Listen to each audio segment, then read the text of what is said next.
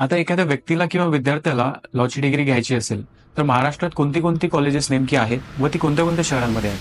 हा प्रश्न खूप जणांना पडतो. पण खरं सांगायचं झालं तर ऍडमिशन घेताना कॉलेज निवडणं सगळ्यात मोठी आणि महत्वाची स्टेप असते. कारण एकदा कॉलेज सिलेक्ट केलं की पुढचे 3 किंवा 5 वर्ष तुम्हाला तिथेच घालवायचे असतात. त्यामुळे नीट माहिती करून घेणं खूप जास्त गरजेचं आहे. सर्वात पहिल्यांदा महाराष्ट्रातील 3 शहरांमध्ये नॅशनल लॉ युनिव्हर्सिटी आहेत, म्हणजे ही शासकीय विद्यापीठे आहेत.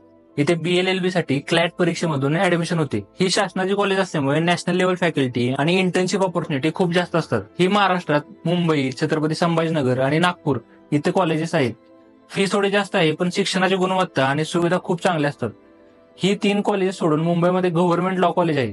हायकोर्ट जवळ असल्यामुळे इथे प्रॅक्टिकल एक्सपोजर खूप चांगला आहे.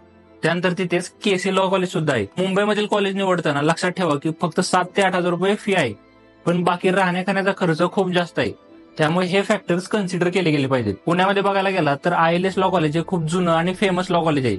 या कॉलेजची फी जवळपास 40,000 रुपयांच्या आसपास आहे. इथे फक्त एक गोष्ट लक्षात ठेवली पाहिजे की 75% अटेंडन्स कंपल्सरी आहे. त्यानंतर पुण्यात अजून Firodia law college, Shankarrao Chavan law college, भारतीय विद्यापीठ new law college, Sinhagad law college, modern law college असे कॉलेजेस आहेत. नागपूरमध्ये doctor Ambedkar college of law, सातारमध्ये इस्माईल साहेब मुल्ला लॉ कॉलेज, कोल्हापूरमध्ये शहाजी लॉ कॉलेज अशी भरपूर कॉलेजेस पूर्ण महाराष्ट्रभर आहेत.